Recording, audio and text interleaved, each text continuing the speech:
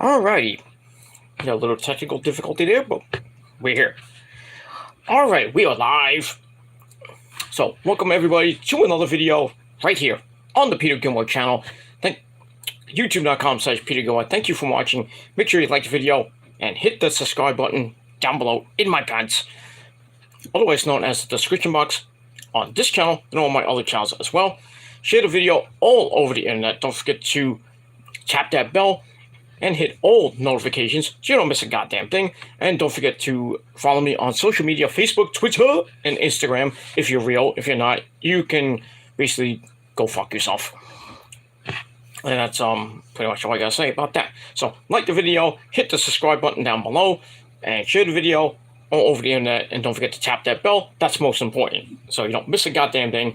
But so if you do miss something, then just search my channels, search my name in my channels. You should find it somewhere.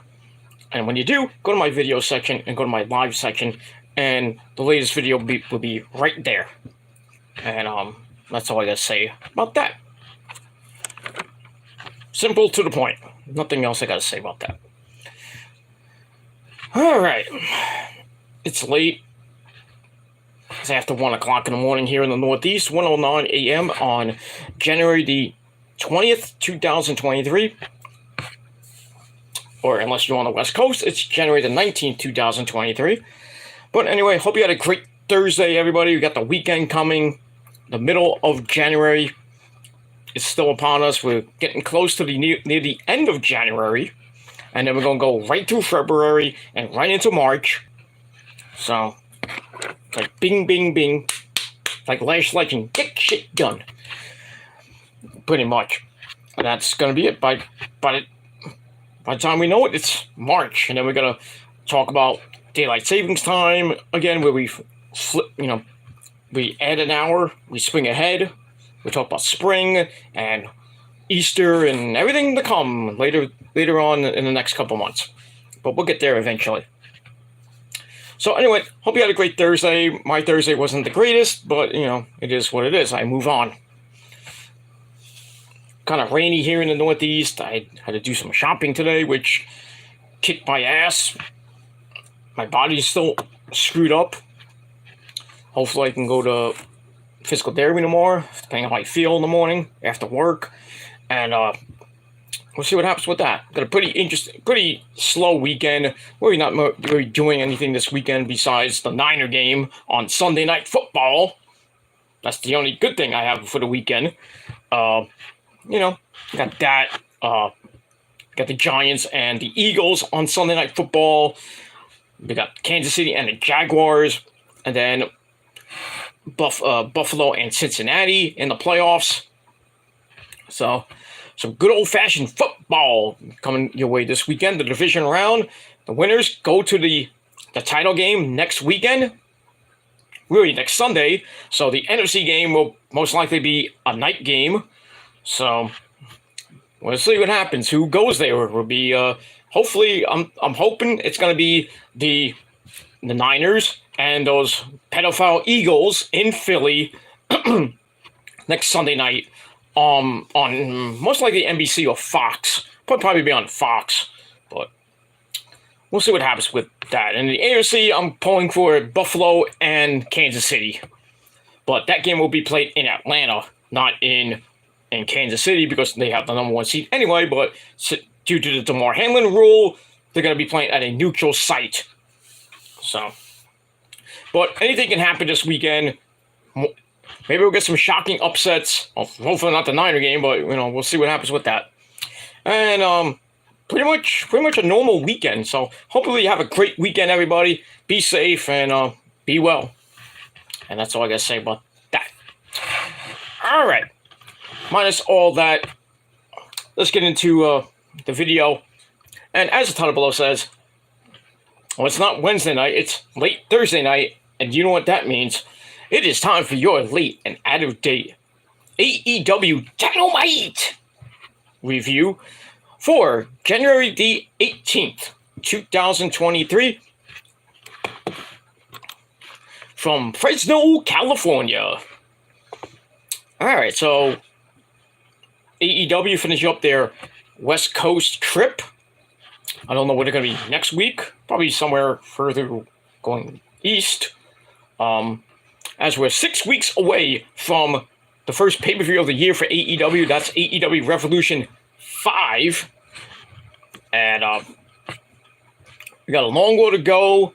Got lots of matches still to be formalized. And we'll see if Bryan Danielson can continue on his quest to get to MJF and that 60-minute Iron Man match for the AEW World Heavyweight title. But we'll get to that in a little bit. And we move on from there. All right, let's get into it. Let's not waste any more time. All right, brief ratings note. Raw did a 1.5. Wow. But I guess because of the Cowboys Buccaneers game that got overshadowed, everybody was watching that game. Nobody was going to watch Raw because Raw stunk anyway. So that's what you get. You got to get 1.49, which rounded up to about a 1.5. Not great. Not great. Don't know what NXT got yet. But Dynamite last night, 961,000 views. So another week, under 1 million views for AEW. But hopefully by the summer, hopefully by the end of the year, they can be on a consistent basis and get 1 million views every week. But it is what it is. Rampage did over 500,000 views, 515, 514, something like that. Which is not bad. They're still doing pretty decent on Friday nights at 10 o'clock. Even though it was a tape show, 515 is not that bad. SmackDown did, I think, 2.2. Well, it's on Fox, of course, but, what are you going to do? What are you going to do? And we'll see what happens tomorrow night on SmackDown and Rampage right after that. And we'll see what happens with that. All right. Let's get into it. Let's not waste any more time because I got to get some sleepy sleep, and then I got to get up for work, and then I got to hopefully go out, depending how I feel after work. But anyway, we move on. All right, so we are emanating from the Save Mart Center in Fresno, California. And our commentary team, as always, the man behind the mask, Excalibur, the very evil and very legendary, very legendary, very evil himself, Tony Baloney Schiavone, and the man from Red Hook Brother, Taz. And that's pretty much it. And we move on. All right, so this was coming in, going to be one of the most talked about Dynamites of the year, and already 3 weeks into the year, we talk about a most anticipated Dynamite. Coming off Tuesday night's tragic news of Jay Briscoe passing away, still can't get over that. But and then the views for that video on this channel still continue to climb.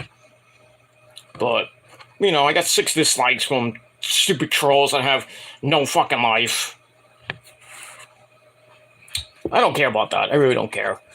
Just shows you how these people don't care about only themselves, and just don't care about somebody dying last night. At least I didn't monetize my video like somebody I know.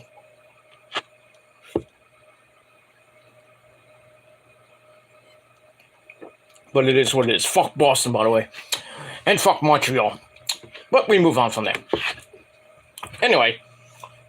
So we were thinking that Tony Khan was going to do something for Jay Briscoe, which he did at the end of even after the show went off the air. They did a 1-hour tribute to Jay Briscoe. That was on Honor Club for free, and eventually will be on the Ring of Honor YouTube page for free. We don't know when that's going to be, but I did see some parts of it on Honor Club because I get that for free. Was pretty good. Pretty good tribute show. Eddie Kingston was on it. He took a knee, and they showed the big graphic of Jay Briscoe on the Tron. and he kind of Eddie Kingston kind of lost it, and to said a prayer for Jay Briscoe. Then that was that. Adam Cole, baby, did a promo for Jay, and then some of the wrestlers on Dynamite wore Jay Briscoe armbands, wristbands, stuff like that, with Jay's name on it. Bryan Danielson did that. The Bucks did that. They actually, paid homage to the Briscoes with the Doomsday Device, which is nice. And then Jay Lethal had the armband, and we all know the history between Jay Lethal and Jay Briscoe. I mean, since 2015. But, just a shame that Jay Briscoe has passed on, and Mark Briscoe had a birthday yesterday. His 39th birthday, and, he celebrated with family and everything. But, it wasn't really a happy birthday because he lost his brother. And his kids and his wife are all messed up. Kids are still in ICU, as far as I know.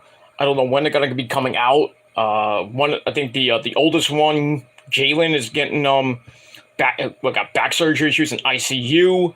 The other one was a little bit banged up, and Ashley, Jay's wife, was a little bit banged up, but she's doing good. But still, it's going to be a long road to recovery for the Pugh family. But at least Tony Khan is going to do everything he can to help out, Ashley and her kids and the rest of the family. But it is what it is. But I was hoping they would do a proper tribute show. But those idiots at Warner Brothers Distribution, those fucktards, it's like, oh, no, can't do it. All because of Jay Briscoe's tweet 10, 11 years ago. Get over it. Did the same thing for Brody Lee. Could not have a proper tribute show. It was stupid. It's stupid. Just because you have a difference of opinion about a guy that said something in 2012, 2013, you know where this is going, right? And you can't have them on your program because of that. Oh, we don't want them on our program because of something he said 20 years ago.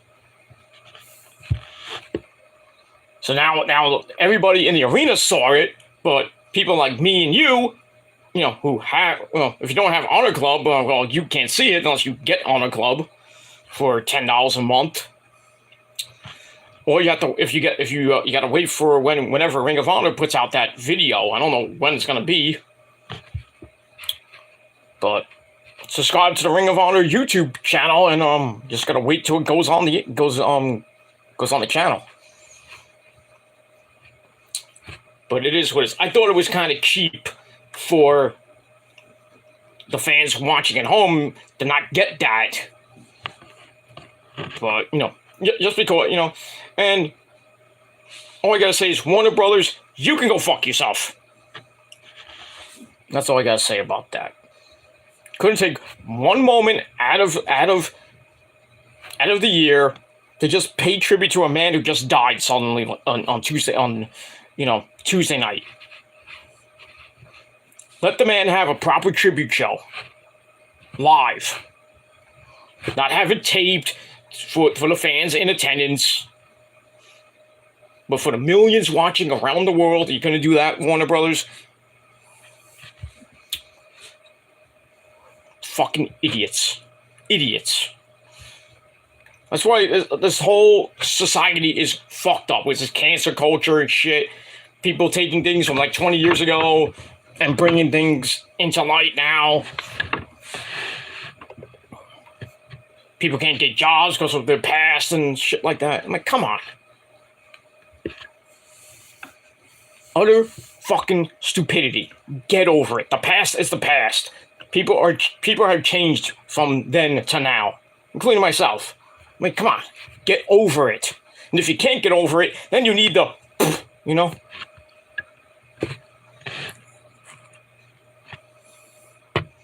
then you need to really examine yourself. That's all I gotta say about that. I've had a bad past, but I moved on from all that shit. But people still bring it up 11 years later.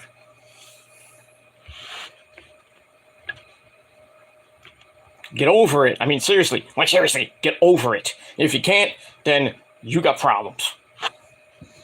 Just goes to show you have an obsession, an addiction to everything that people do in their past. Because your past is not great either. And your future ain't going anywhere anyway. At least my future, I have a good future coming up, you know. I've dealt with the past. I've atoned for my sins from the past. And I'm moving on. I don't need to deal with that. I know it's still going to be a black cloud over my head, but I've dealt with that shit.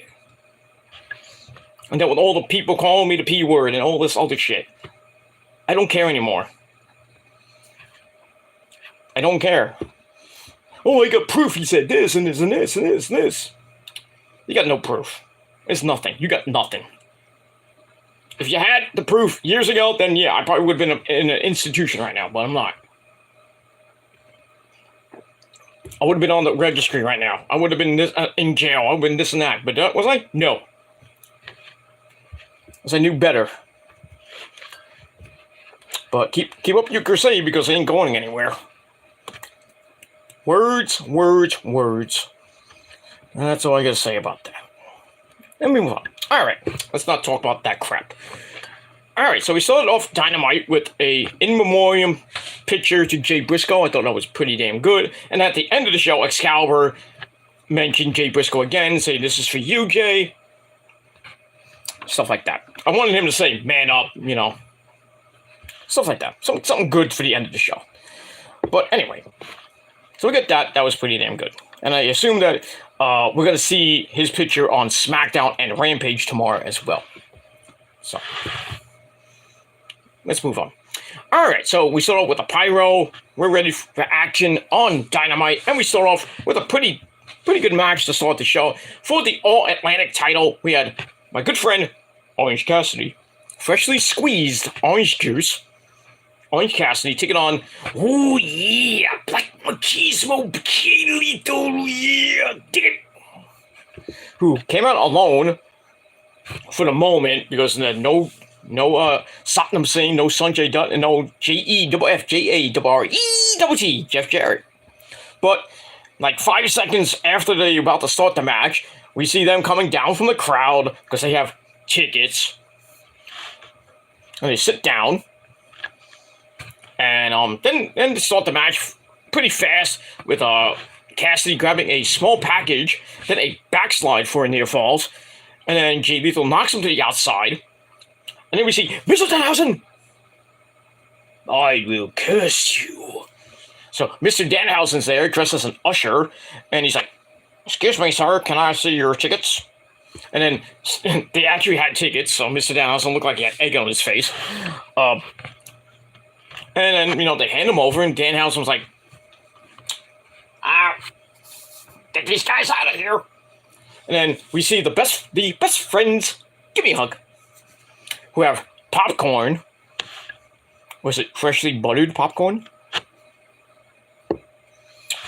But anyway, all right, so Trent and Chucky T, they come down, they sit right behind them, so they don't start shit. So it's like, oh great, we're gonna get another clusterfuck ending. Look at that. All right, so we move on with the match.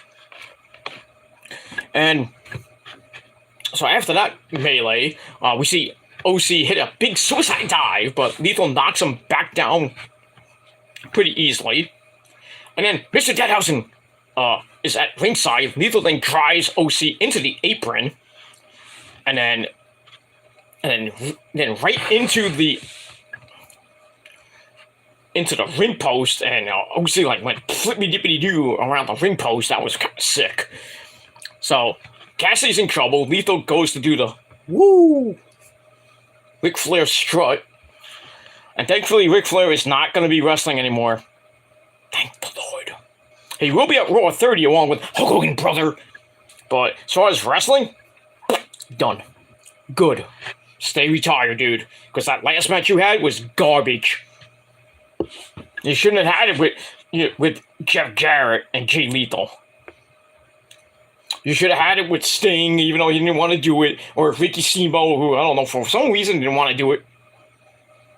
I know you couldn't have had it with Terry Funk, because Terry Funk's like 84, and so, as I mentioned, his hip is like broken. Right, Terry? Oh, Terry. I was a hardcore legend in Japan. I know, Terry. Japan, #1, forever. Terry, I know. You just get better. That's all I care. Okay? You didn't need a mouthpiece when you wrestled in Japan, did you? No. Cactus. Oh, cactus. Don't. Who cares about cactus? Pepper.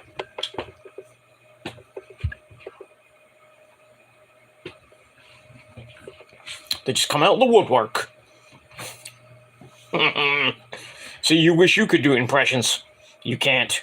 Not as great as me. But you can try. Here's the thing.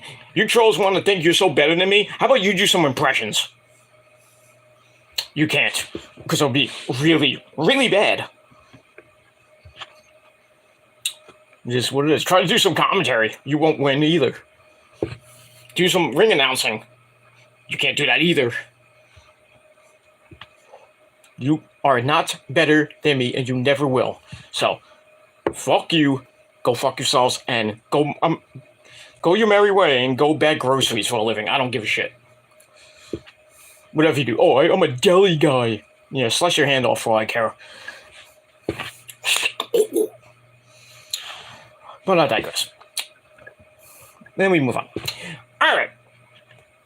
So after that, they go back in the ring. Lethal goes for, ooh, yeah, hail to the king, like Macho Man Randy Savage, jumping elbows down from heaven, ooh, yeah, dig it. Ain't that right, Miss Elizabeth? That's right, Randy. Pretty much. So all loaded up, Cassidy rolls away as Lethal tries to go up at all the other turnbuckles, and Cassidy's like running away like a little bitch. But then he comes back, hits a Stun Dog Millionaire and a Tornado DDT for a near falls. But Lethal comes right back with the Lethal Combination. Then he hits the Lethal Injection. Goes for the cover, and looked like we're about to have a new champion, but Cassidy rolled to the outside. Smart. And then the referee, Bryce, goes out to start yelling at Jarrett and company. He's like, hey, I thought you were not supposed to be here. And which is we saw Jeff Jarrett try to throw the guitar in to Jay Lethal, but Mr. Danhausen said no. He did a follow bar and went no. And he took the guitar. Lethal gives chase, runs into the Orange Punch. 1, 2, 3. So kind of crazy ending, but once again, Orange Cassidy is still your All-Atlantic champion. And a pretty decent match. I gave 3 out of 5 stars. Time to match 909. There you go. Alright, so I think this situation with Jay Lethal and company and the best friends and Mr. Danhausen is far from over. Far from over. And we'll see what happens on Rampage and next week on the program. And that's it. Alright, after the match, everyone gets more crazy after the match. Everyone gets in. Cassidy gives Sanjay Dutt the lazy kicks of doom. Oh. And then Sanjay Dutt has to be held back. So, we don't get Sanjay Dutt, the original player from the Himalaya, going off on everybody. And then Jay Lee's like, fuck you.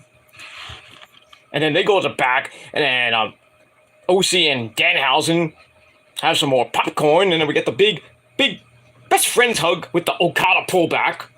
Gotta give the fans what they want. Give me a hug. And that's pretty much it. And we'll see what happens with that.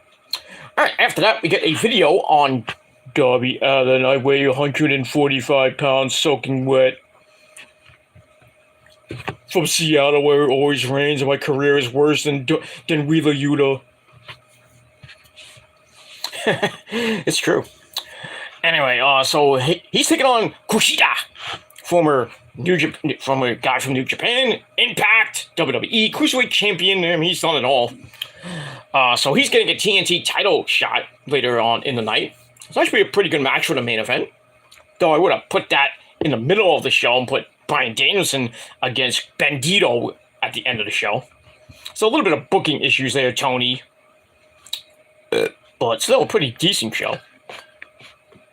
All right, so we got that. And we move on from there. All right, then we go to your match of the one of the matches on the night. We had tag team action player. We had Top Flight. We had Darius and Dante Martin, the Martin boys, taking on those good wayward son boys, the Jackson brothers, Nick and Matt Jackson, otherwise known as the Young Bucks. In their first tag team match since since April, I believe, April of last year, when they lost the tag team belts to Swerve and Keith Lee, who are not a tag team anymore. All right, so we had that schmuck Brandon Cutler at ringside. Yeah, I'm going to have to talk to him in March. And say, hey, why are you such a schmuck? But at least put me on BTE. If I get on BTE, it's over for you guys. It's over. Because you monkeys will never get on BTE. Or ever get to 2 million hits. I'll tell you that much. Oh, but I get a video on my channel that has 10,000 views. Yeah, but it's WWE's video. That doesn't count. It's on my channel. That doesn't count. Might be on your channel, but whose video is it? WWE's video. You're not in it. Fuck you. Get over that. I was in a music video. 2 million hits. Nobody cares about a clown from a shithole in Massachusetts that had John Moxley walk right past him. 5 million hits. Big deal. Big deal. Moxley should have knocked him out. And that fucking clown monetized his video on Jay Briscoe. Guy doesn't learn. That guy does not learn. All you have to do is go to your stupid settings and take off monetization one time. But you can't do that. Simple fucking thing. You can't do that. No wonder nobody fucking likes you. Your fake 23,000 fucking views. Fucking subs. Fake subs. Nobody gives a fuck. Show some fucking compassion for wrestlers and stop monetizing and profiting off the dead. You fucking 30-somewhat-year-old mongoloid. No balls, tiny dick. Derman. But I digress. Fuck him. Fuck him and fuck everybody else that supports that guy. Go rotate on your colonics. That's all I gotta say about that. Well, anyway, so we got Top Flight taking on the Young Bucks in tag team action. Alright, very good match. Very good. Surprising ending, but very good match. So it's also with Nick cranking on Dante's wrist as we start into the traditional wrestling. Wrestling! Yay! Then we do some flippy-dippity-doos, and then we get a big standoff. The fans go like, yes, quick. Very good, very good. Then Dante hits Nick in the face. And then Matt's like, oh, I'm going to take this guy out. He gets tripped down by Darius via a blind tag. And then all 4 men in the ring. Dante gets on the middle rope. Darius gets sent to the outside as we go to a break. We come back. Nick breaks up a hot tag attempt by sending Darius back to the floor. Then a bulldog dropkick combo hits Dante. Then the 450 standing moonsault combo gives Nick a near fall. Dante tries to hurricanrana his way out of trouble. Then the hot tag brings in his brother Darius to clean house. A big high crossbody on Matt gets a near fall. And then more craziness happens. Dante hits a springboard downward spiral on Nick. Impressive. And then he springboards outside to dive onto Matt. That was even more crazy. Then they go to picture-in-picture for some odd reason, and the fans go nuts. I'm like, why do you go to picture-in-picture for? I didn't like that decision. Go to picture-in-picture when the fans are going completely nuts, and there's more stuff going on. But anyway, we get a powerbomb nosedive combo. Gets a near fall on Matt with Nick making a save. Nick gets to do his rapid-fire lucha libre comeback with a slingshot Canadian destroyer, which gets a very near fall on Dante. And then Matt, he gets up, he adjusts his Jay Briscoe armband. Very nice. He goes up for the Doomsday Device. They hit it, circa Briscoe Brothers, from day one. Gets an info on Darius. Dante has to make the save. Barely made the save. They go for the PTE trigger, but Darius misses it. But Darius ducked, and the Bucks' knees collide. Ow! Which allows Darius to grab a fruit roll-up, circa 1921. 1, 2, 3. Shockingly, the freaking Martin Brothers, Top Flight, get a clean victory over the Bucks. What? Crazy how the Bucks put over Top Flight like they put over Private Party 4 years ago. And how did that end for Private Party? Not so good, Al, because Private Party is now stuck on freaking Dark and Elevation with Matt Hardy, trying to reignite the Matt Hardy project or whatever he's calling it these days. Now you got a douchebag like Ethan Page still hanging around him. But Private Party, when they first came to AEW, they were big time guys. Big time guys on the indie scene. I mean, they came to Brooklyn a few times, kicked some ass. Former House of Glory tag team champions. They were big stars. Everyone was like getting ready for when AEW started. They had the tag team tournament. They were the first ones there, and we all thought that Bucks are going to win this easily. The tournament, right? Wrong. You don't know who won the tournament. That was SCU. We still don't know what happened to Scorpio Sky. What happened to him? I don't know if he's injured or they just got nothing for him. Well, SCU is basically done because Kazarian signed a 2-year deal to Impact, and Christopher Daniels is basically a talent relations guy who rarely gets in the ring these days. Maybe he's like 50 years old. So, I don't know what Scorpio's doing. I know he has a hot smoking wife or girlfriend. So he's probably, doing that shit. But I think he's injured or you just got nothing for him. So, former two-time TNT champion. But at least he got the title. And at least he was part of a pretty damn good faction in SCU, former tag team champions as well. So. But it is what it is. So, I mean, this is a big win for Top Flight, but is it going to elevate them to get the tag team titles? Probably not, but we'll see. And that's it. But great match. 4 out of 5 stars. 4 out of 5. And that's pretty much all I got to say about that.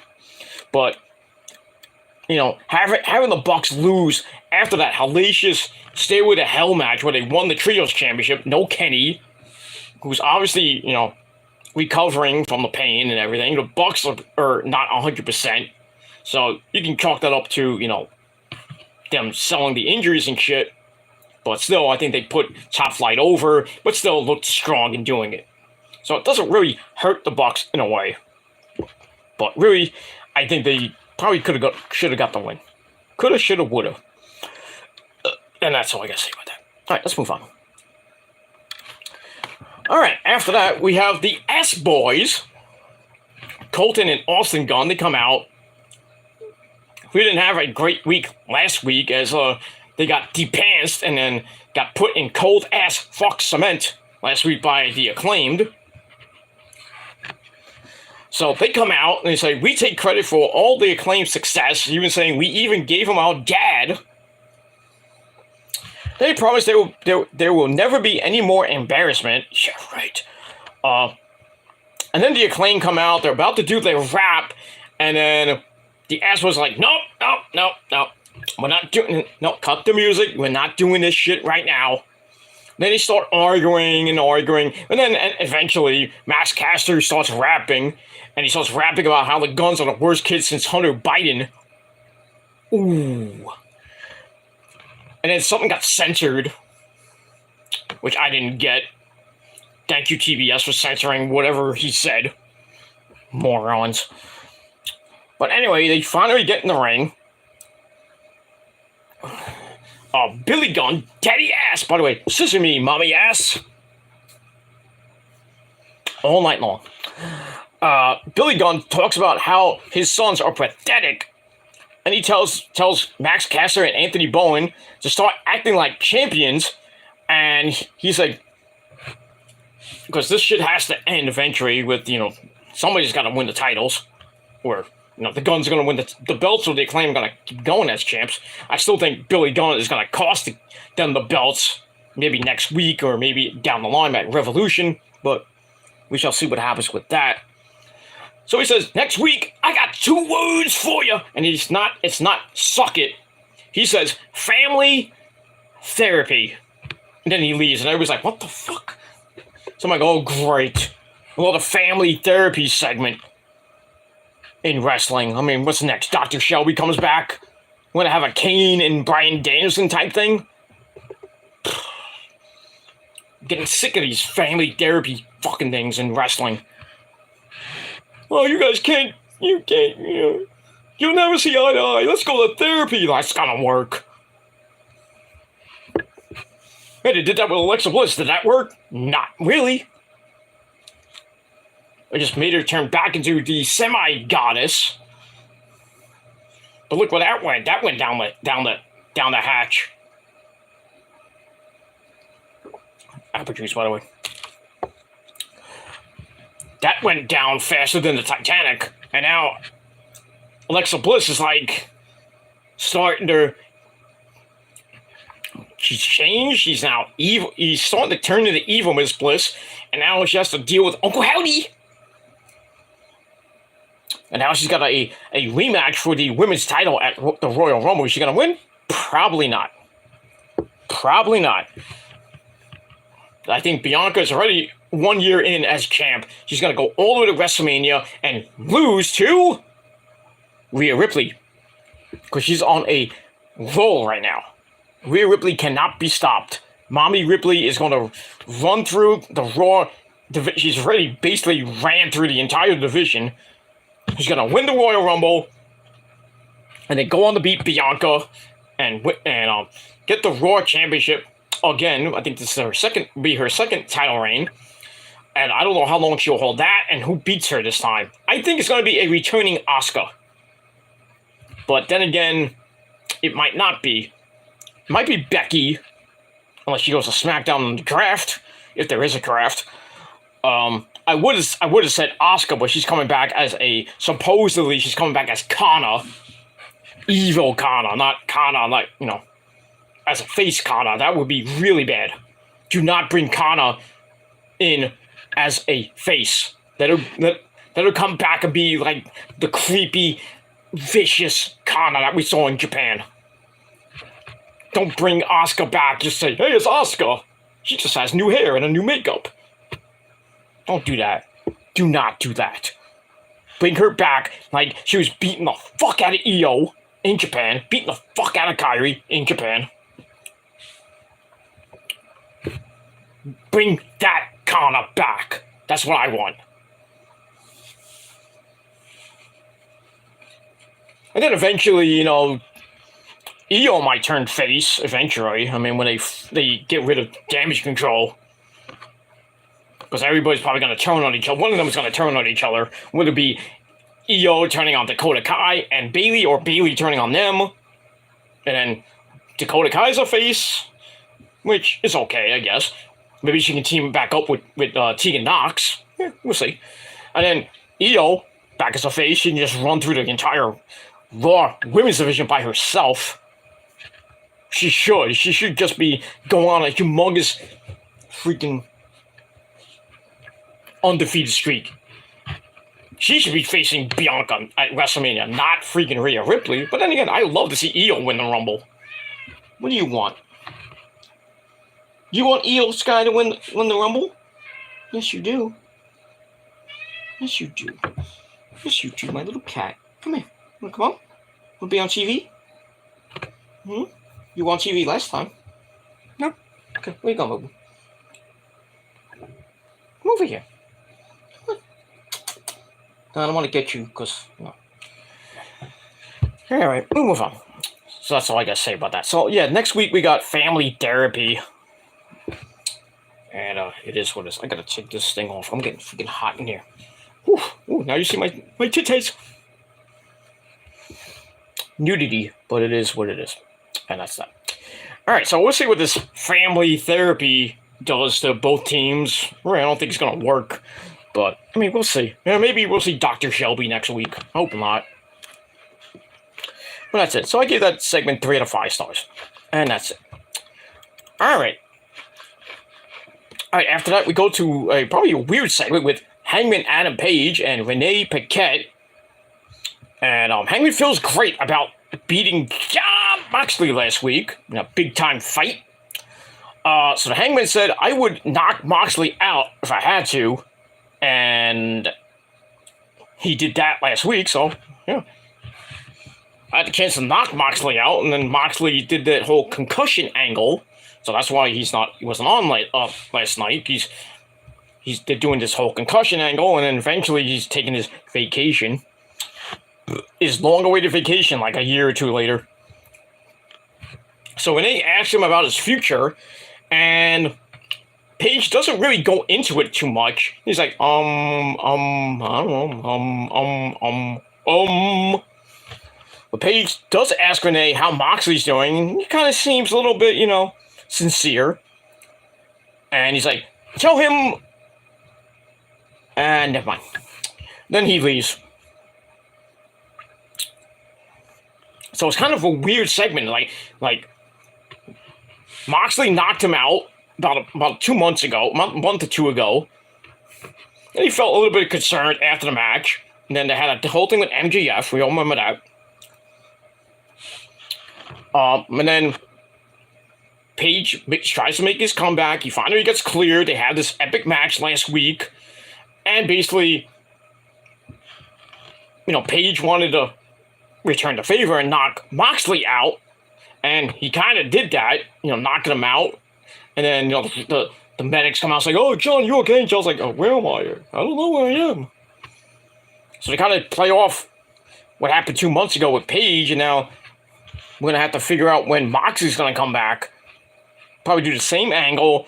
We'll see Moxley probably on TV, and then he'll just like, wait, he has to go through concussion protocol for maybe a couple weeks, and then get evaluated for a month, and then he'll be back by April, May, maybe. Probably by Forbidden Door or by Double Nothing 5, but we'll see. And that's it. I think it's Double Nothing 5, I believe. 5 is 6. I gotta look that up. I think it's the 5th. This will be the 5th year of Double or Nothing. I could be wrong. 5th or 6th year. But still, one of the big pay-per-views. So I get that. Alright, so I get that 3 out of 5 stars. And let's move on from there. Alright, after that, we go to Jake Hager. Need the people in a stupid Grimace hat. Right, Grimace? I'll tweet. Hey, look at me. Stupid hat. He's taking on Absolute Ricky Starks. Match was alright. We had the Jericho Appreciation Society come out. We had Jericho come out with Sammy Guevara, the Spanish God. And 2.0, Angelo Parker and Daddy Magic, Matt Maynard. And do you want to know what makes Daddy Magic's nipples hard?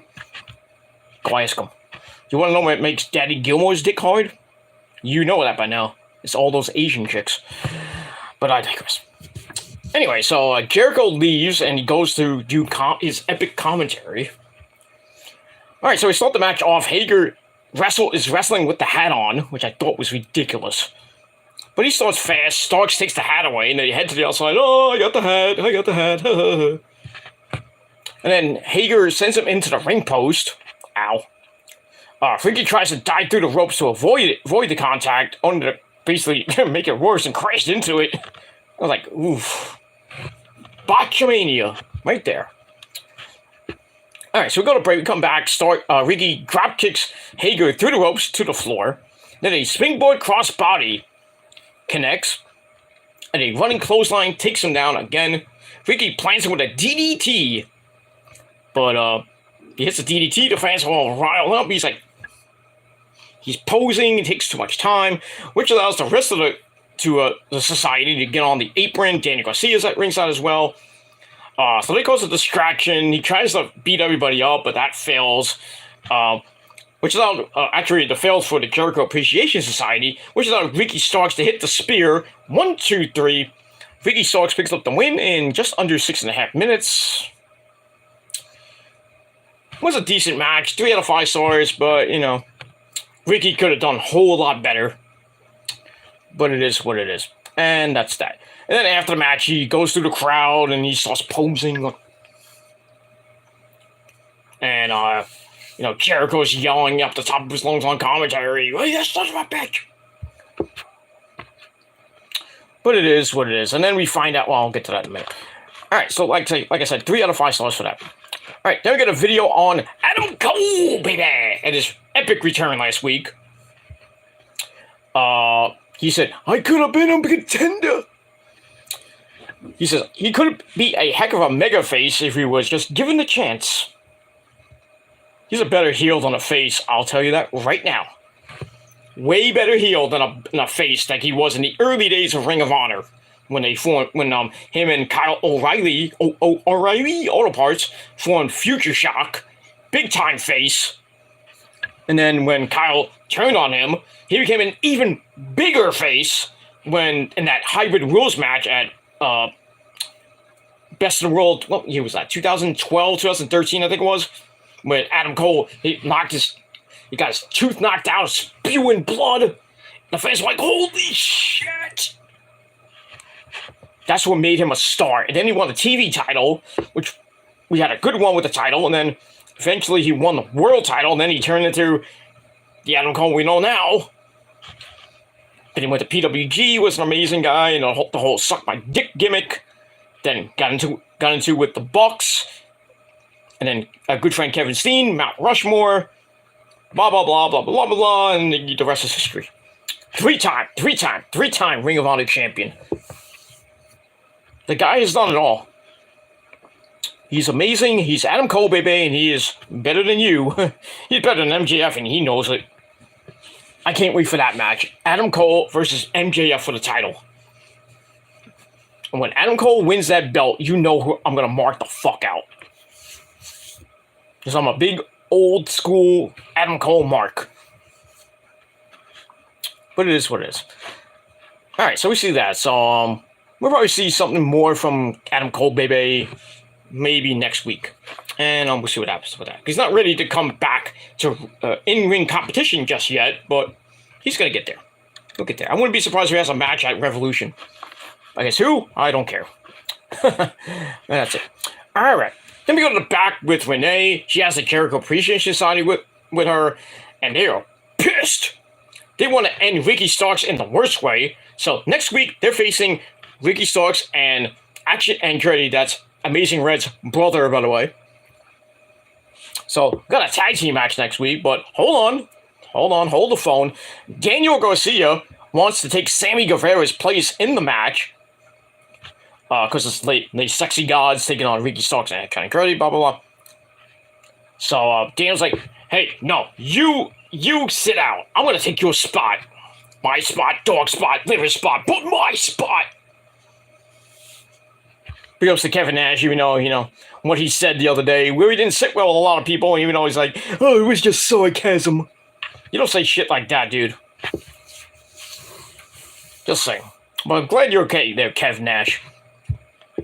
With his cryptic thing, everybody thought that he was gonna kill himself. But it was sarcasm. Okay. Anyway, so Daniel's like, I want to take your spot. Sammy's like, that's cool, but only if you can beat Action Andretti on Rampage. So Sammy basically had no idea what was happening at the moment.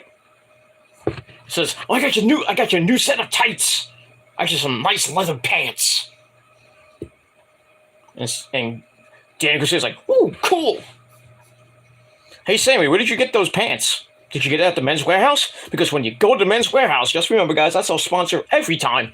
When you go to the Men's Warehouse, most of you will like the way you look. I can guarantee that. But others, probably not. You can go to the Men's Warehouse and buy a whole a whole wardrobe full of shit to make you look good, but you still won't look good.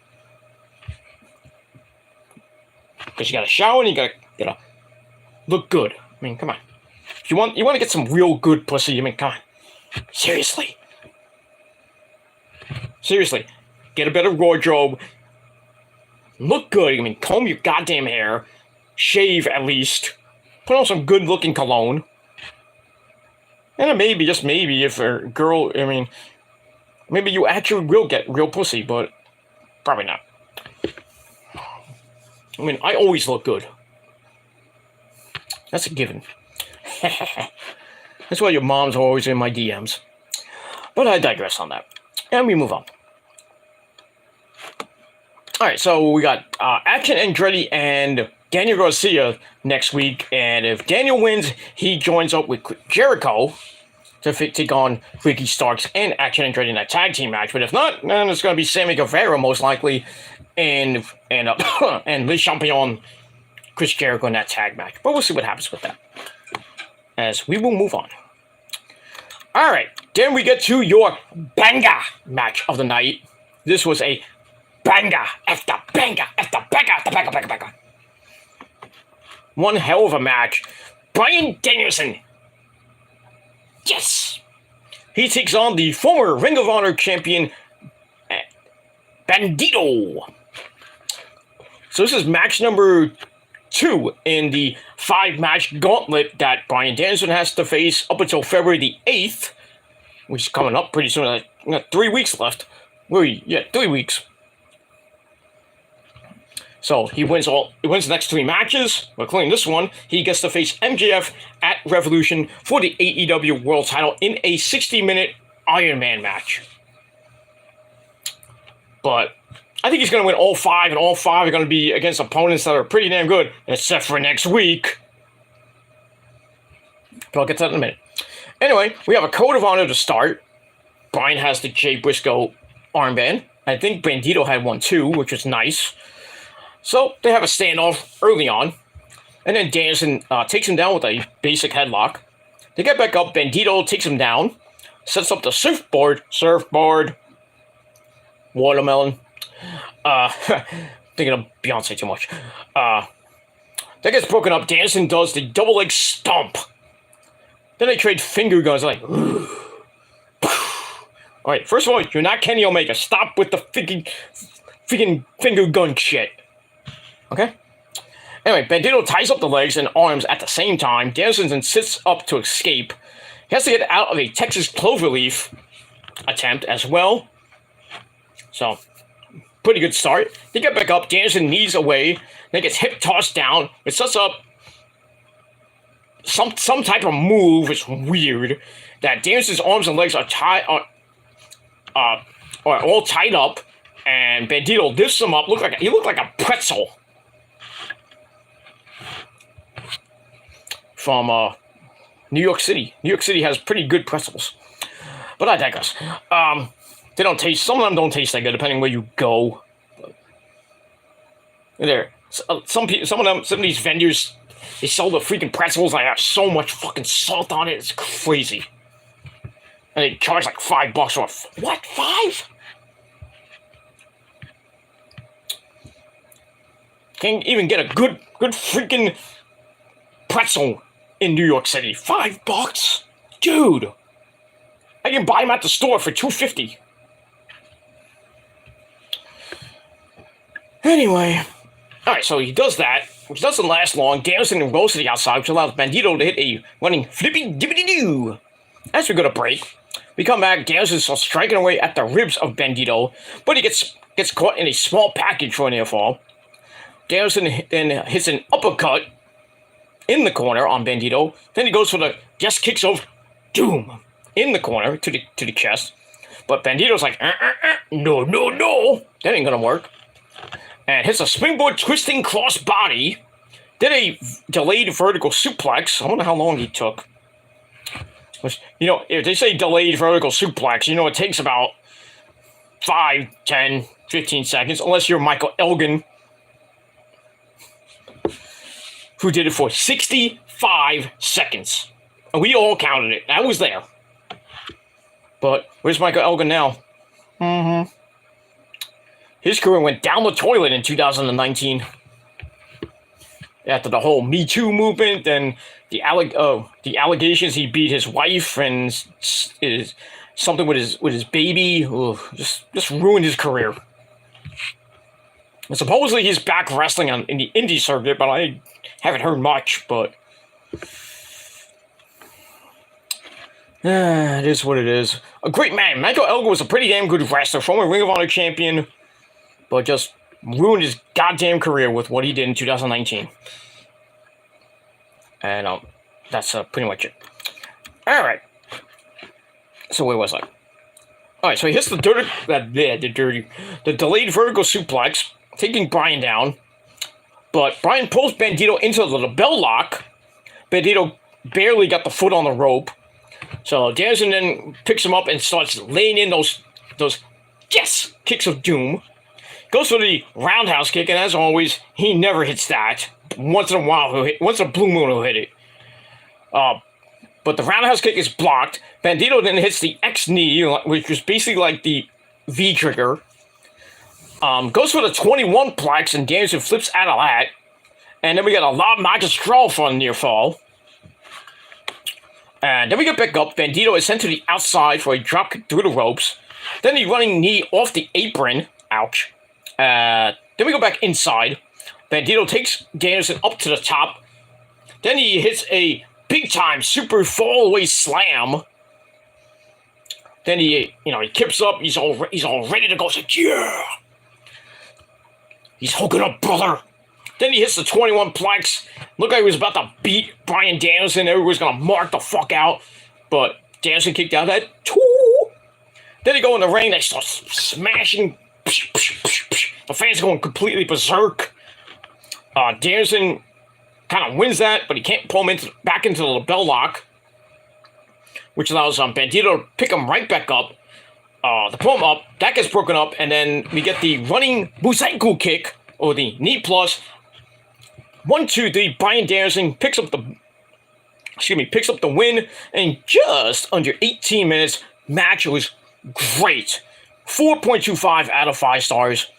Back and forth they went. If this was Ring of Honor 10 years ago, this match would have been 5 out of 5 stars. But great chemistry from these guys. I want to see this again. I really want to see this again. Whether it be for the AEW title or just, again, I want to see it.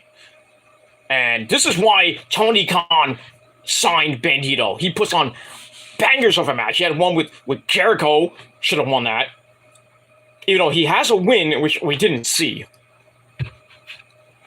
Tony, you gotta put Bandito on TV to get that win. We want to see it on fucking YouTube. Come on now. But, yeah, you had a banger of a match with Jericho, and now you had another banger of a match with Bryan Danielson. I mean, the same thing with Takeshita, or Tikashita, as we call him. Bangers of a match, and he's always losing on TV. He probably has wins on Dark and Elevation, and maybe on Rampage. But that guy is freaking amazing. Him and Bandito should form a tag team.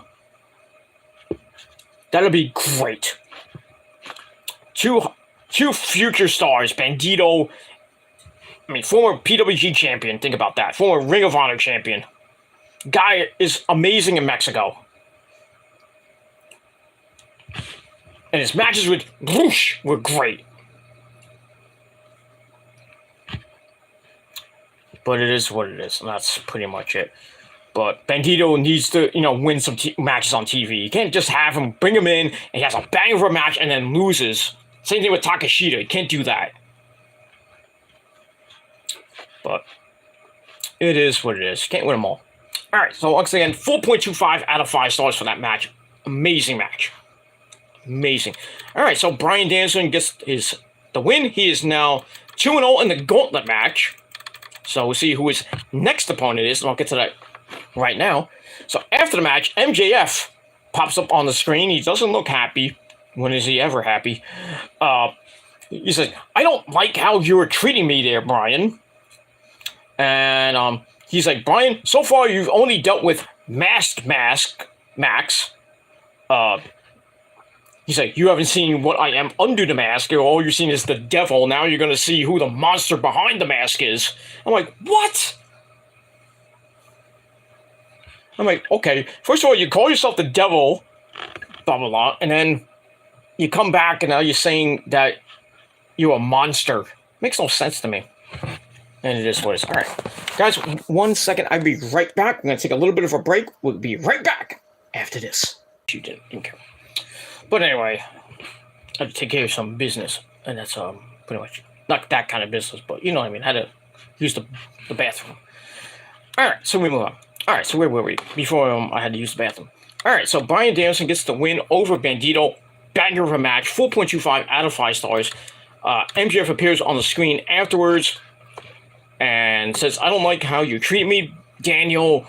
And it said, "So far you've only dealt with the man behind them, well, the man with the mask on, you know, masked Max, said it 5 times fast.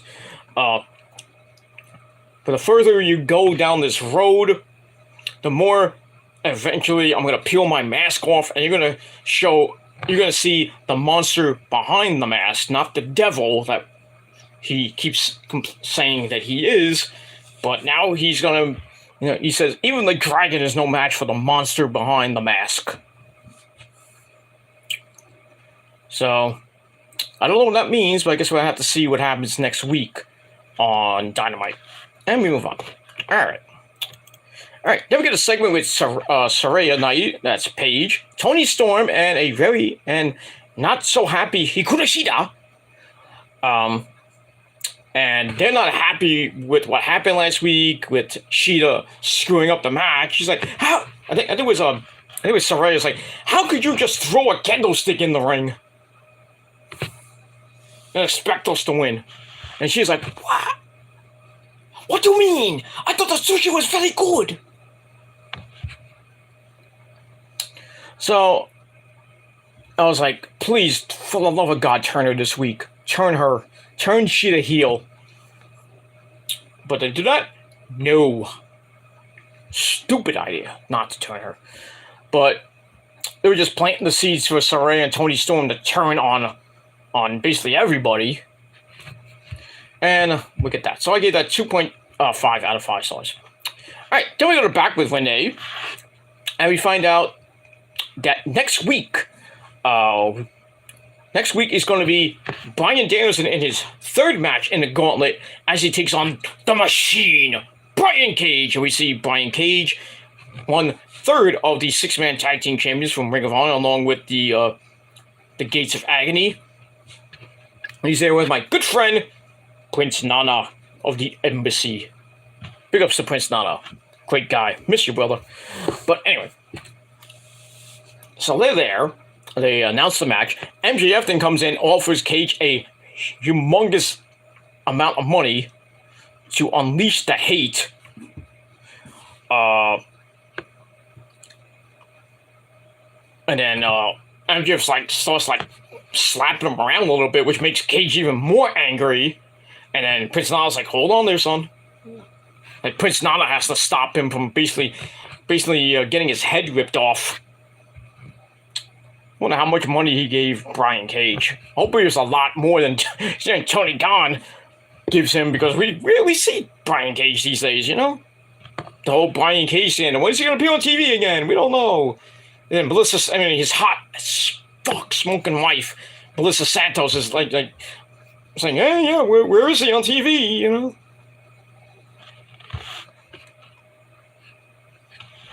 But it is what it is. So hopefully MJ gave him a nice sum of money. You know, they can take Melissa Santos out to a nice dinner and maybe another vacation or two.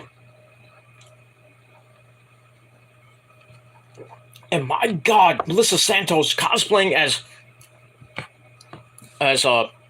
what's her name? Katana from Mortal Kombat. Oh, holy shit. Perfect. She looked good. God damn, her body was bang, bang, bang, bang, and Brian Cage, you lucky son of a bitch. You bang that every night. God damn it.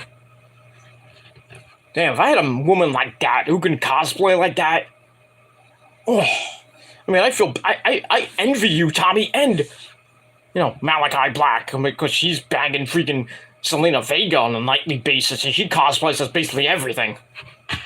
Aaliyah, her birthday was earlier last week, so happy birthday in heaven to Aaliyah, who should have never died. Same thing with Lisa Left Eye Lopez. Oy. Two great singers should have never died. But I digress. What are you doing over there? Can't see it, but the Zuzu's over there making a mess. What are you doing over there?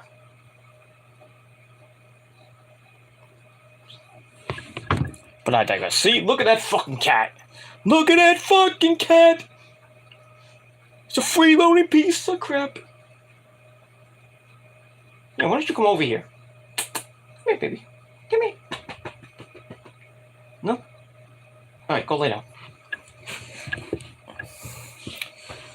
Makes a lot of noise. But I love her. She actually, you know, speaking of Zuzu, she had a clean bill of health yesterday from the vet. Thank the Lord for that. Her thyroid levels were way down.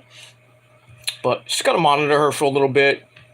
See how the next couple weeks goes, and then everything goes well. We'll have to go back till the summertime. But it is what it is. So the Zuzu is doing good. And here she comes. Right? You were doing good? You had a good time at the vet? No? You didn't have a good time? She didn't have a good time because she got a thing up her butt. But, you know, what are you doing, baby? You want to come up? Come up and see her out? Yes, you do. Yes, you do. Here she comes, ladies and gentlemen. The wrestling cat. Want to say hello to your fans? You say hello to your fans. You say hello to your fans. She loves you. She loves you. I love you very much. I can't yell this time because, you know, people are sleeping, so. But my little poochie. See, I don't abuse my cat like some people think I do, but I don't. I take care of my cat. You're a good kitty. You're a good little kitty. Okay. Want to say goodbye to your fans? Want to say goodbye to fans? Say goodbye to fans. Bye. Bye-bye, fans. Bye-bye. Bye-bye. Okay. I'll give you some treats in a minute, okay? Be a good girl. The Zuzu. Doing very good. Very good. Everything's good in the hood. In Casa del Gilmore land. That's how it's going to be for the rest of the 2023. Whether you fuckers like it or not. Alright, move on. Alright, so next week we got Brian Cage, the Machine, taking on Bryan Danielson. So the Battle of the Bryans next week. And see what happens with that. This might be Bryan's biggest test to date. You know, taking on a very angry and very mean and very strong Brian Cage, who will have Prince Nana at ringside. But let's see what happens in match number 3 of the 5-match gauntlet next week. But you know, first 2 matches were bangers. You know, first match with Takeshita, and then last night with Bandito, and then he goes right to Brian Cage. I would have expected a little bit better. Maybe he takes on Kushida. Would have been better. Him and Kushida could have just ran laps around each other. But I digress. But maybe the 4th and 5th match will be against actual good people. But we'll see. But we all know Bryan's going to win this this gauntlet match. And then for the next couple weeks, they're going to have epic fucking promos leading up to the match at Revolution. It's going to be a good match, I think. It's going to be a good match. I think it's going to come to like near the end, and MJF's going to probably sneak in a win with like 5 seconds left and retain the title, and then go on to whatever else he's going to do after that. Probably sometime in May or June. and then maybe by All Out he loses that belt. I think he's gonna lose the belt at either by Full Gear or by the end of the year to maybe Adam Cole, maybe Kenny Omega. I don't know. But he's not going to hold that belt hostage until 2024 when that whole bargaining thing happens where he might go to WWE. He might stay in AEW if Tony Khan gives him a lot more money. Personally, I don't care because if he goes to WWE, he's going to be watered down and he's going to be washed up. And Roman is going to whip his ass. So, you might like him there, Maxwell. You might like the Tribal Chief, but you must acknowledge him if you go there in 2024. Just saying. Alright, so we got that. Alright, so MJF did his job. He made Brian Cage mad. Gave him a lot of money. So he was like, here's some money. Smack him around. Fuck him up. He's like, I do it. So we got that. And we see what happens with that. Alright, so I gave that segment 2.5 out of 5 stars. Alright, then we go to the dreaded 9:30 slot, which is always the death slot for the women.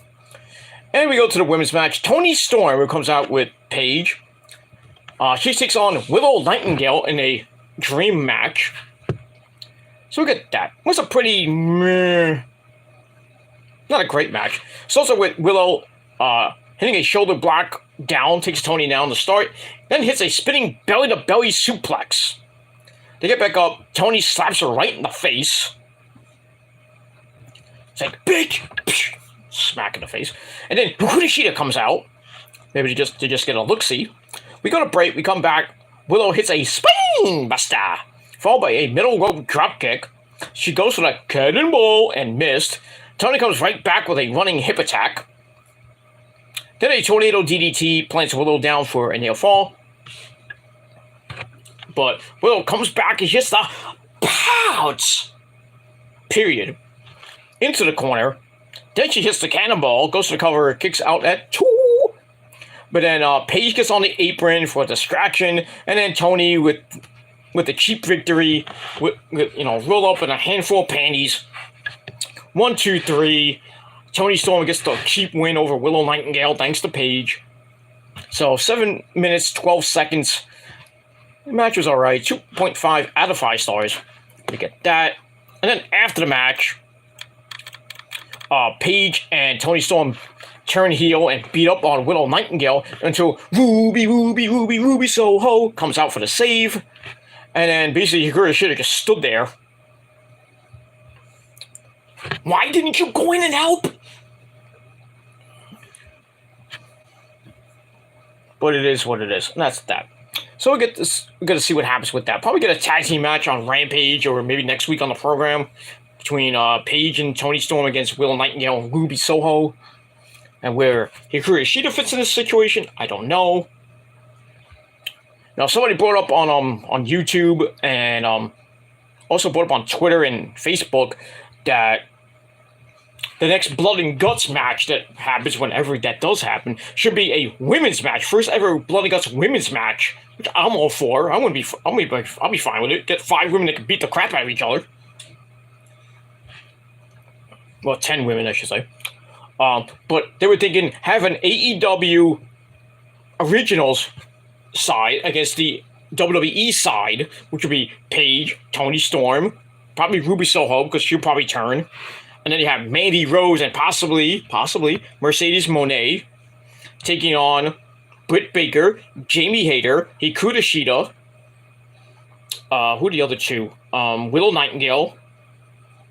And maybe another fit person. Maybe like Anna Jay or Ty Conti to be somewhere in there. But I wouldn't mind that. A women's Blood and Guts match as long as all 5 women are busted wide open. I want to see all the women busted wide open. I feel like, oh my god damn, everybody had their period match.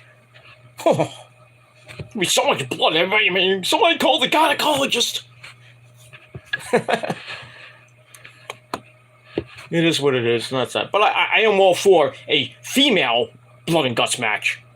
But having Paige's team against possibly Willow Nightingale or Hikaru Shida's team. Or maybe just have Britt Baker Baby team up, because they are gonna eventually turn. What they should do is turn Jamie Hayter and Britt Baker face. Don't leave them as heels, because it make no sense. But they should turn face in this whole situation with Paige. Now Paige and Toni Storm heels, unless you put Jamie Hayter and Britt Baker in that little situation, and then you turn Ruby Soho. But then I mean, who's gonna fight them then? Unless they bring in Mercedes Moné as a face, which kind of makes no sense. Oh yeah, Mandy Rose is supposed to be on that team too, with Paige and Ruby Soho and Toni Storm. I did mention that, I think. But we'll see what happens with that, and we move on. All right. So Toni Storm and Paige are now heels. Hikaru Shida's kind of in the middle. So we'll see what happens next week on the program. That's it. All right, then we get a video for Jungle Man Jack Perry. He's going to be taking on Ethan Page, I think, tomorrow night on Rampage. Who gives a fuck match. Well, the whole Jungle Boy firm situation continues to happen, so I guess that's why they did that match. Don't care. I don't care about that. And we move on. All right, then we go to Renee Paquette once again in the back before the main event. And her guess is Kosuke Takeshita. No, Takashita. It's Takashita. Like Hikaru Shida. Just spelled differently. If you can't pronounce freaking Japanese names, then you've got a problem. I have problems too with some of the names, but at least I'm getting the hang of it. But Kosuke Takashita. He's honored to have fought Bryan Danielson last week, and now he wants MJF. Ooh. I mean, the segment that happened before the match, I get that, but, and I know it's probably going to be a bang over match, but it's going to be another fucking loss. Come on. Give him the win in a non-title match. Do that. I will be happy for that. But don't make him just, lose. He's this close to winning, and then he loses. Can't do that, but I don't know when that match is going to happen, but we should see. So it's going to be Takashita versus MJF pretty damn soon. Konnichiwa, buddy! What's up? That was funny. And then the whole take a shitter thing. It is what it is. Alright, so I give that 3 out of 5 stars. Then we go to your main event of the evening for the TNT title. We had Darby Allin from Seattle with my stupid skateboard and my stupid face paint that looks like I got it off from Macy's. So he takes on Marty McFly from Japan. McFly! Oh, konnichiwa-san! Read my fax! I'm fired! Anyway, so Darby Allin versus Kushida in the main event. This was a pretty decent match. Kushida comes out with some students from the New Japan Dojo in Los Angeles, run by guess who? Shibata. Anyway, Sting. It's Stink. He comes out, of course, looking like he's ancient. Excuse me. But anyway, it's also with Kushida missing some kicks. The start gets pulled right into a quick 1903 chin lock, which gets broken up. Darby sweeps the leg down to the sun for a near fall. Rolls over into an exchange of armbar attempts. That continues on until Kushida slips out of an arm drag, sets up a basement dropkick, sends Darby to the outside. They go back in, Kushida kicks him in the arm, and then starts working on the arm for a little bit, and then went away from that. Then he went back to it, which, stay on the arm, dude. Anyway, that got broken up. Darby hits a really fast code red, sets up the big flippy dippity doo to the floor onto the New Japan Dojo students, or the Young Lions. So Kushida uses that distraction to take Darby down by the arm. As we go to break, we come back. Kushida kicks at the arm, which only pisses Darby off more. Then Darby comes back with a Scorpion Death Drop for a double down. But Kushida gets back up, sends Darby to the outside. Once again, goes back on the arm, but Darby comes back with a flipping stunner on the apron. That was crazy. That was a sick spot. Darby knocks Kushida into an open chair, goes for the coffin drop, and got caught and locked into the cross arm breaker. No, not the hoverboard lock. Not yet. But on the outside, to get back in, Kushida cranks on the arm on the top, looking to set up for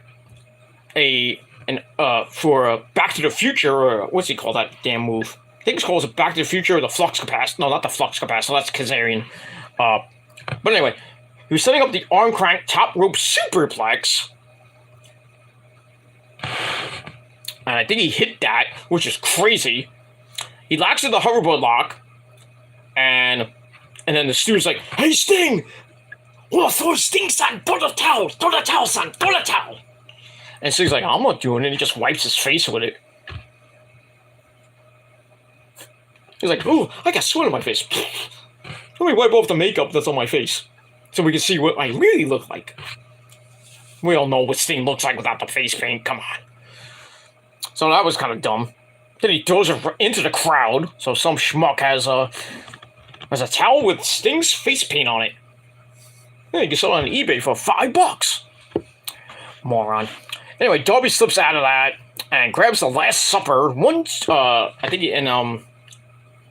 He retained 1, 2, 3. He retained in just under 14 minutes. And that's what it is.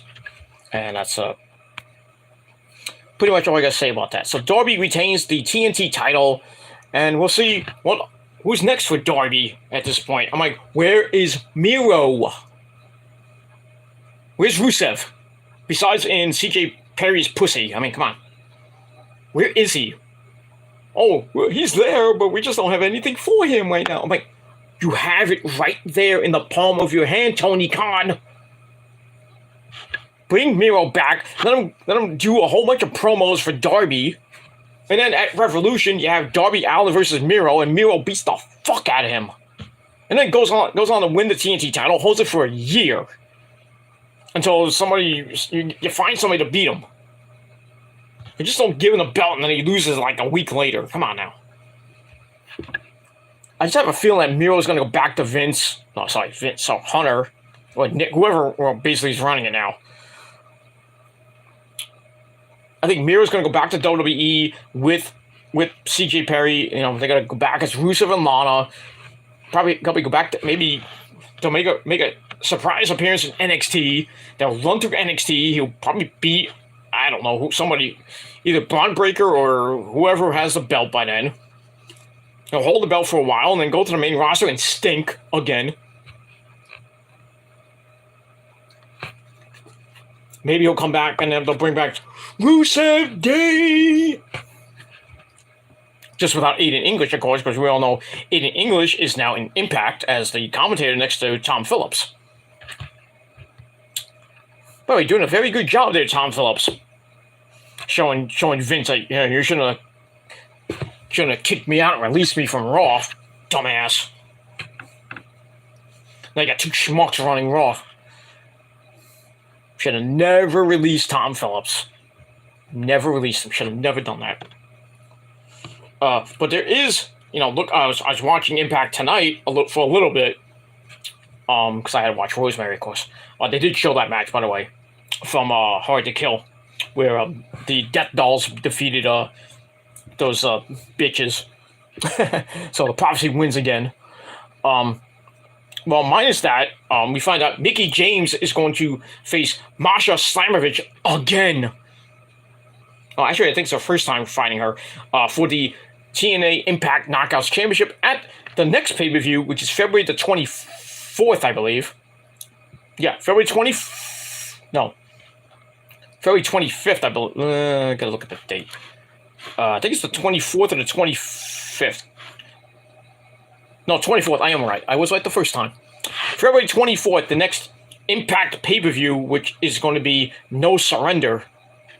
So, we got that, but they had a segment with Mickie, and then Bully Ray comes out and puts his hands on her. I'm like, uh-oh. Because you know how Bully Ray likes to be a bitch and everything. So like Twitter was like lighting up and people on Facebook are like DMing me like, oh, you see Nick Aldis coming into Impact? Obviously, if Bully Ray puts his hands on Mickie James, and you know who her husband is, which is Nick Aldis, Magnus, you know Nick Aldis is most likely gonna have a match with him. If he doesn't, then that's kind of weird and stupid. But yeah, I do see Nick Aldis coming back to Impact, probably for that show, if not the tapings. But I haven't seen all the what you call it. I haven't seen the spoilers for all the tapings. I really don't look at Impact that much. So besides with Mickie James and Rosemary and the rest of the prophecy and everything like that. But other than that, I don't really watch Impact that much. But I mean, I did see some of it tonight, but it wasn't a big show. But seeing Bully Ray put his hands on Mickie James and nothing really happens. And people are going on the YouTube channel and on Facebook and Twitter and Instagram saying, oh, Nick Aldis is coming back. I'm like, most likely.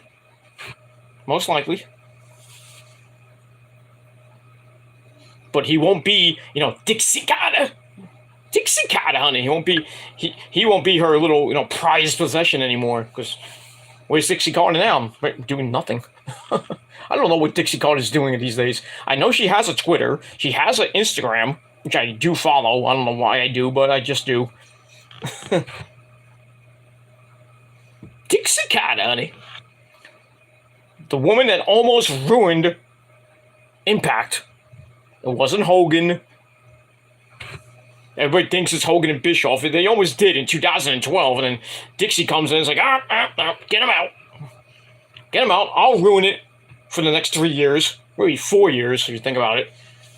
Until, freaking Billy Corgan had to come in and basically save Impact for about a year or so, and then Anthem Sports comes in, and Impact looks better than ever now. Well, not great, but I mean, ratings-wise, but, product still is pretty damn good. The product is good. Just, if they had a better TV deal, I think, Access TV is not that great. But, even though New Japan's on that show, and then Women of Wrestling, WOW, not that WOW that I know, but the WOW that's on Channel 55 on Sundays at 10 or 11 p.m., if you're living in New York City, if you have WLNY, which is Channel 55, you get to see WOW, and you get to see, I think it's Joe, who's on commentary on that stupid federation? I think it's the guy from NWA, Joe Gallus, or Joe Gallo, whatever his name is, and the legend herself, AJ Lee, skippy that ass, I've seen a couple of episodes of that, of WOW. It hasn't been that bad.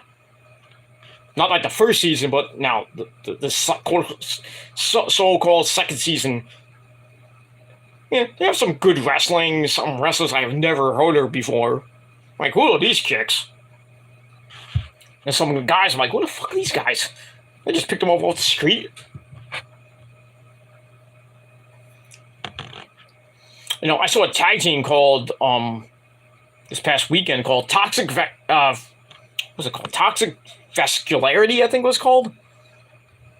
They were facing off against the Rise, who's the tag team champions, and one guy looked like one of the Beverly Brothers, or maybe a mix of one of the Beverly Brothers and maybe one of the Heavenly Bodies. If you don't know who those are, you look them up. Then the other guy is a big, tall guy, bald, had a beard. Because he's a man. He's 40, got a beard. The guy looked like a slimmed-down version of Eric Rowan. And I'm like, what the fuck is Eric Rowan doing on the apron? And then everybody heard me, and they started an Eric Rowan chant. The guy got pissed. I thought he was going to come to my ears. Like, who'd you call me? I'm like, he said it. I'm retired. That was the same show that guy, the guy behind me, fell down on his fucking ass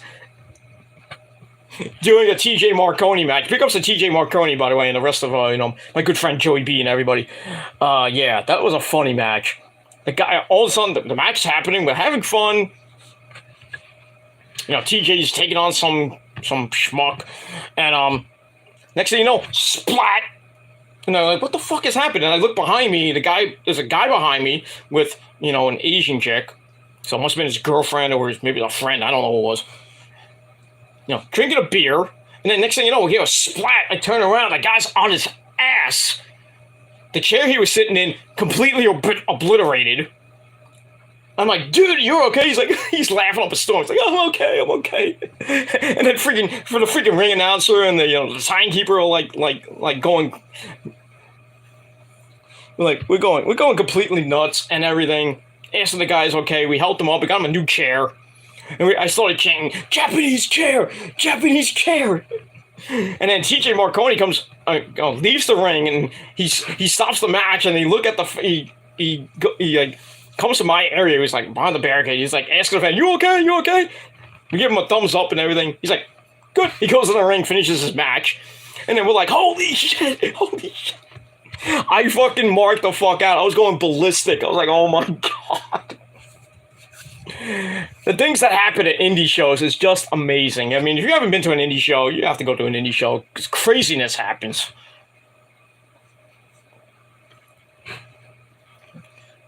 That's what happens when you go to a great indie show in New York, in New Jersey, wherever you may go. Just great shit happens.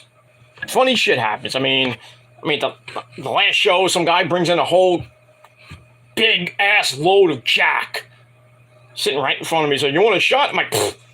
You think I'm going to say no to a shot of Jack? He's like, get ready. Nice good shot of Jack. Not once, but twice. And then he brings in a beer. He's like, are you going to chug a beer with me? I'm like, no. No. Because now I'm on pretty heavy medication now. I can't drink Jack right now. On the weekends, maybe, but, I'm a social drinker. I don't drink Jack all the time. I'm not a fucking alcoholic. Like, no.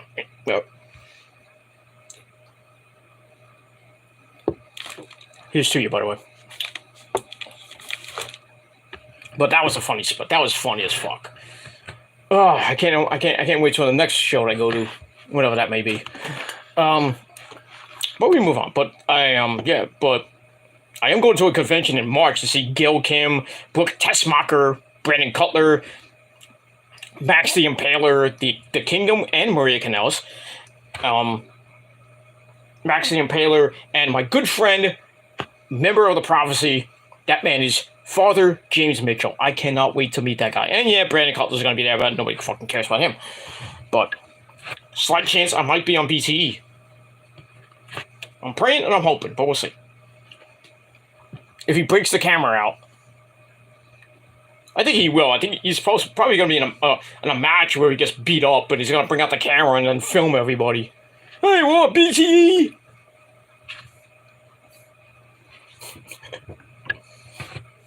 Even if I'm there for like a second, I'm still on BTE. It counts. But it is what it is. I mean, the same thing with the freaking In This Moment video. I was on there for like 10 seconds. You see me for 10 seconds. And then at the end of the video, you see me for like 3 seconds. So already 13 total seconds I'm in that video, and I still get part of that 2 billion hits. It's there. It's official. Mark it down. It's not your video. It's not on your channel. I don't care. It's I'm in the video. I get credited for it. So I do get credit for that 2 million hits. You don't like it? Too bad. Because you'll never get that in your lifetime. But it is what it is. There's a good chance that I could be on BTE. Not a great chance, but maybe a slim chance I could be on BTE. I'm talking with Ash Costello. I could be in a New Year's Day video, possibly on stage with them too. God willing, you never know. But if you're at the right place at the right time, you can, Follow your dreams and you get there. No, and it's not going to be a Make-A-Wish kid thing if I get on stage on New Year's Day or in this moment or even Ozzy. Right place at the right time. And if I'm in a New Year's Day video, that gets like 5 million hits. Guess who gets credited with that? Me. Oh, you're just lucky. No, I'm not lucky. I'm gifted. I'm blessed by the Lord. The Lord, the Jesus Christ. Which none of you motherfuckers on YouTube will ever get that. Get the chance for that shit. Never. You just sit at home on your fucking ass on YouTube 24/7, jerking off to people like me. Have nothing going on in your life, and you have a crappy job slicing meat with whatever the fuck you do. Working in security, whatever the fuck. Making basically around minimum wage, so a little bit more. Big deal. I make more than you. Even if I work less hours than you people. I work 35, 40 hours a week, 6 days a week. No one gives a shit. Good for you. Whoop-de-goddamn do. I work 5 days a week and I work less hours, but I make more money. And I'm happy with that. I don't care if I'm at home. I don't care. It's a job. It's making money so I can pay for my bills and pay for my internet and cable and everything else I need to pay for, my whatever else I got to pay for, electricity and all that shit. I make the money, save some money, so if I want to buy some stuff, which I'm going to buy pretty soon, I'm getting a new razor, an actual barbershop-like razor, high quality, by the way, because mine broke. Because that's shit quality, so I'm going to get a better quality one for a cheap price. So I'm getting that probably next week. Then I'm probably going to save up for a couple of trips down the line for my eventual vacation, hopefully at the end of March or maybe sometime in April. And then I got to save up again for the summertime when I'm definitely going on vacation. I just don't know when. But other than that, I might go to some baseball games for the Cyclones coming up in April, going to the Mets, of course. If maybe a Met game or two, who knows? And, some other stuff that I want to do this spring and summer, and going into the fall. Maybe I'll go to an AEW event. I don't know. I'll sit in God's country. I don't give a shit. I'm just going to have fun. I might go to the next Grand Slam in Arthur Ashe Stadium. I know I got to be there early as fuck. But, getting home is a pain in the ass. Because it ends like around 11 o'clock, 11:15. Got to get out of there. Got to get on the train. Because you got to go walk all the way to the train station. That's a pain in the ass to go to. Especially at Arthur Ashe Stadium, going all the way to where the Mets play. And you have to get on the train there. And forget it. Like 15, 20, at most 20,000 people. That depends if it sells out, which it probably will. Let's say 10 to 15, 18,000 people going towards the freaking train, the 7 train, and taking that all the way to, I got to take it to Penn Station, and then I got to walk. I got to walk and connect to another train, and that takes me home, and I got to get a cab. It's a pain in the ass. By the time I'm home, it's like, God forbid, it's like 3 o'clock in the morning on a Thursday night, and I got to work the next day. But I'll probably take that day off, because by the time I get home, it's like maybe between 2 and 3 o'clock. I'm tired as balls. I might eat something, might stay up for another hour or two, and then I officially go to sleep. And by the time I get up, it's like 2, 3 o'clock in the afternoon. So I'm like, but I had fun. And yeah, if you have a car, it's even worse, because that parking lot, forget it. No. Depending where you park at around Arthur Ashe Stadium, or if you even park where Citi Field is, getting home is going to be an adventure because all that parking, all the people there, and the price of parking is forget it. And then getting out and getting on the on the highway, and depending where you go this way, you go this way, you go this way. You won't be home till like 3, 4, maybe 5 o'clock if you live in Long Island. Unless you take the LIRR, and I don't know, you have to get out. I think the last train out of Queens to go to Long Island, I think it's 12 o'clock. To go to Long Island, I don't know if I think there's one you can go to. I don't know if there's one that goes to Atlantic Avenue in Brooklyn. I'm not going to test that, but I'd rather just take the regular 7 train to Manhattan, get on the train I have to go home, and then take a cab. And that's it. I'm home. Bing, bang, boom. And that's pretty much it. But we'll see what happens in the summertime if I do go to the Grand Slam by myself. I don't, I would go with Rose, but the prices are going to forget it. But we'll see. You never know. I'd love to go to an AEW show this year. Even if the prices for the tippy top, all the way in the God's country, are like $25, $35. I'd go, and then maybe if they have the meet and greet, I'll do that. Maybe get a soda or something to eat before the show, and then have fun for 3 hours, 2-3 hours. Well, probably 3-4 hours because I got to probably save Dark and Rampage. It's going to be a good time. That's if I go. I'm not sure if I'm going to go. We're not going to an indie show because the indie show prices are pretty damn cheap. And the food is pretty cheap. And, you're there, you stay there for a little bit, and then you go home. And that's it. But we'll see what happens about it. All right, I talked too much. All right, that's all, everybody. Thanks for watching. I'm Peter Gilmore signing off. My final rating for Dynamite last night, 7 out of 10 stars. Let me know what you guys think in the comment section below.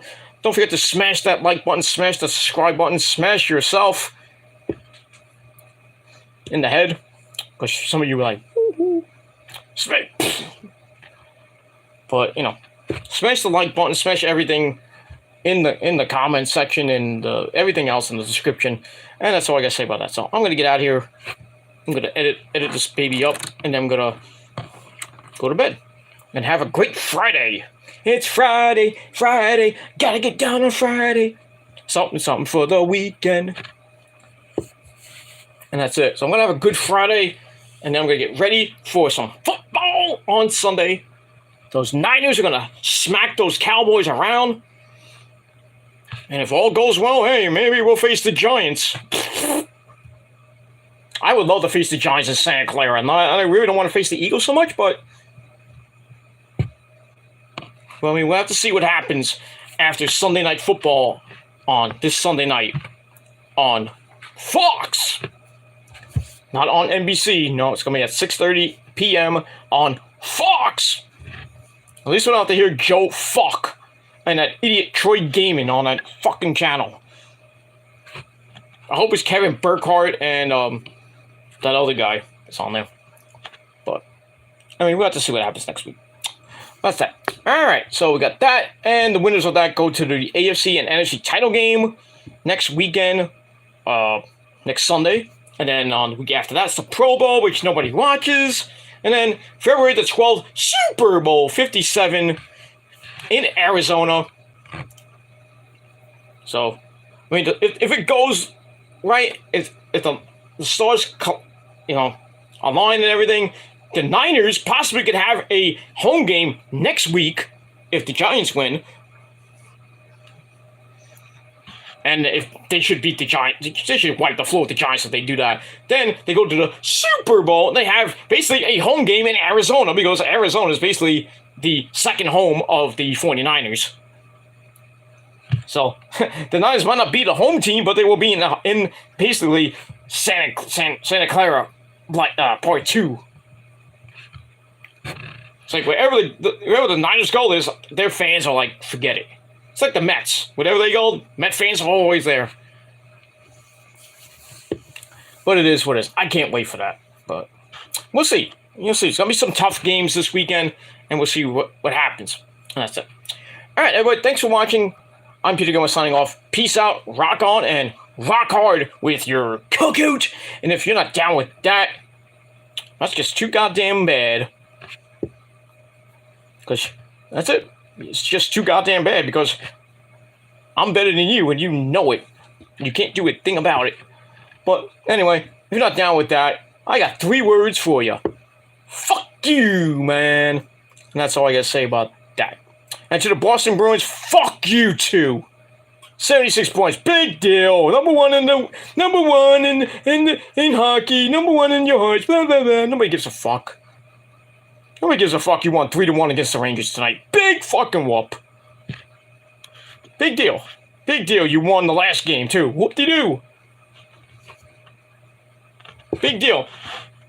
You know what happens to hot teams that get into the playoffs? Garbage. What happened last year there, Bruins fans? You lost to the Canadians. You lost to Carolina in 7 games. And you had a pretty damn good season. I know the Rangers went to the freaking Game 7 of the Eastern Conference... No, 6 games... Yeah, Game 6, I'm sorry. Of the Eastern Conference Finals, and you know how it happened. I don't want to get into that. But I know we choked, but whatever. The same thing with the Mets, they choked. But it's what it is. At least we got farther than you. But yeah, come back to me in April when you're actually you're in the playoffs. See how that goes.